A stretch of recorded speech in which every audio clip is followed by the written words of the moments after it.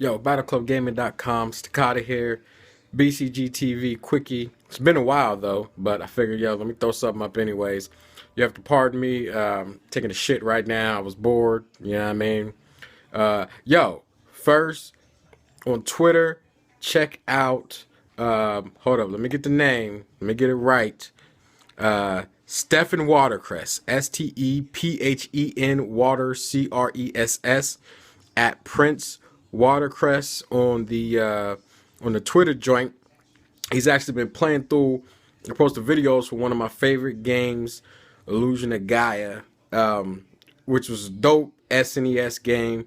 It was actually like reading it. Apparently, it was part of like a kind of trilogy situation. So you had what was the joint? Soul Blazer, I think it was.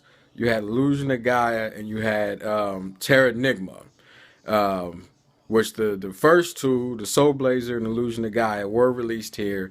Terra Enigma was not, but I did play that through some emulation shit. But I think it was released in Europe and different locations in Europe and shit, but not here in the U.S. and shit. But anyways, yo, dopeness, son. Motherfuckers was like, yo, Netflix doing original series? Original series? What? What's that about? You know what I mean? And they was dropping some stuff. People was liking what they was putting out. But I was waiting. I was waiting to see who the company was going to be that was going to start tapping into the gaming market for some properties. And now Netflix has announced that they are attempting to put together a live action Legend of Zelda series. Looking at the information on it, they're saying it's kind of like a Game of Thrones type of thing, but for all audience. So it's going to be a lot of drama and shit. You're probably not going to see no titties or nothing like that, which is fine. You know, obviously, Zelda. So you want young people to be able to watch it, and if you put titties in it, the young people can't watch it. But I'm excited. I've been waiting for this shit for a long time. I've been waiting for somebody to really tackle Zelda. I mean, I know there was that whole like fan made thing that came out that everybody was going all crazy over and shit. But I didn't. I mean, I'm not saying it was bad. You know, seeing the little trailer for it, whatever. But it wasn't like. It looked like some fan made shit. Not saying all fan made shit is whack, but a lot of this shit people get all hype over. It's fan made. To me, it just ends up being like whatever. So this will be a dope opportunity to get some real money behind a series that I love. But anyway, there's a question: what would you like to get made into a series? If Netflix was to really start to dig in and start looking at video game properties as potential, development opportunities for series or even movies, miniseries or whatever, what would you like to get made?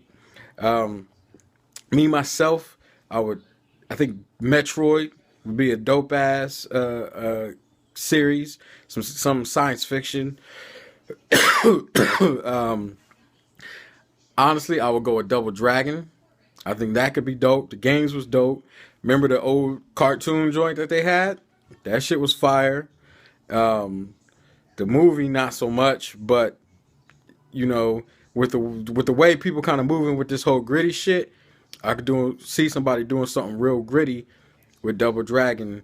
You know what I mean? I mean, even like the plot from the cartoon was cool. The way that was put out. So I mean, if you took that, you know what I mean, throw that into a live action series, get some real deal martial artists in that shit, not like some bullshit.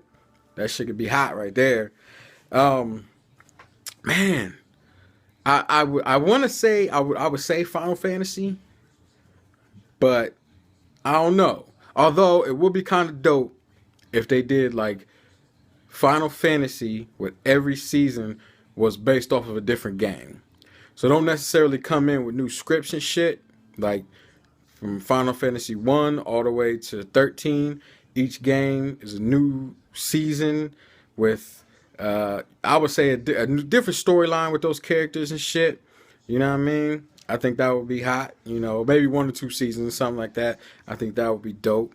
Um, I don't know, man. I don't know. What y'all think? Let me know. Let me know what y'all think. I want to know what y'all think. Um, what else has been going down, man? DC New 52. Apparently, they're getting rid of the New 52 shit. While at the same time, Marvel is stating that their whole universe is going to change. So, you know, if you're in the comic books, now is the time for you to get it in and get it done. Um, it looks like there'll be a lot of opportunities for people to kind of jump in with some of these comics and things. And, you know, for a lot of people, like if you felt like you were alienated from comics because of the characters and shit, they're trying to do a lot of shit with diversity. You know what I'm saying? Storm got the new comic out, which is hopefully still going, and I still got to go buy that joint. Um, Let me see. They got outside the comics. I mean, you got Cyborg, who's going to be in the Justice League movie, then getting his old joint. You got the Nick Cage joint coming. You got the Black Panther joint coming, and then they got the all-female Justice League that'll be popping off, and obviously Thor being a female, Captain America is black now and shit. So you know what I mean. There's a lot of stuff going on. In the comic world right now to where you can find somewhere to really fit in. You know what I mean? And that's dope. That's dope. Diversity is not a bad thing. You know what I mean? Diversity does not kick anybody out. It just brings more people in. You know what I mean? So, you know, it's a good thing to start seeing, you know, superheroes of you know, other races and shit, set white folk and more women and shit in it, you know, really getting the main spotlight, you know, in a cool way. You know, although I'm not opposed to a big breasted superhero. I'm just, you know, I'm keeping it real, you know? If you're the main superhero and you got big titties, I'm behind that. I'm behind you. Okay? But yo, the one thing I'm super excited about is the Teen Titans, man. Yes, Teen Titans is getting this series. I think it's on TNT. Yo, that got me excited. I was a little disappointed when they called out the roster. There was no Beast Boy and no Cyborg, which I don't know how important they are to the comic Teen Titans, but I know my experience with Teen Titans, which is mainly the 2 shows, like they're obviously a big part of that, and the chemistry of those characters is just fantastic. So to not have either of them in the lineup is kind of whack. With Cyborg, I kind of understand it. Him being in the Justice League movie, and him also being in, you know, getting his own movie release. I guess if you really want to deal with an issue of continuity or whatever, it can be difficult to have him in all 3 places. But comic books always do weird shit anyway. You know what I mean? But yeah, man, if you're a comic fan, man, you got stuff all over the place to be excited over. So, you know what I mean? These upcoming years, I'm on it, man. I got the Teen Titans show coming. Yo, Teen Titans Go, that's some funny shit right there, right? Yo, I love that show. I didn't think I was gonna like it, but man, I'm loving that shit. It's like I get up in the morning before I go to work, turn on some Teen Titans Go, I'll be good for the whole day. Just smile on my face and shit. Man, I love that show. But now they took it off for Uncle Grandpa. I don't even, what is this shit? Bring back Teen Titans. Teen Titans Go. It was crazy because somebody had posted the theme song to it, the old Teen Titans cartoon, so I went back and watched it. And I forgot how, like, it still had a lot of silliness to it.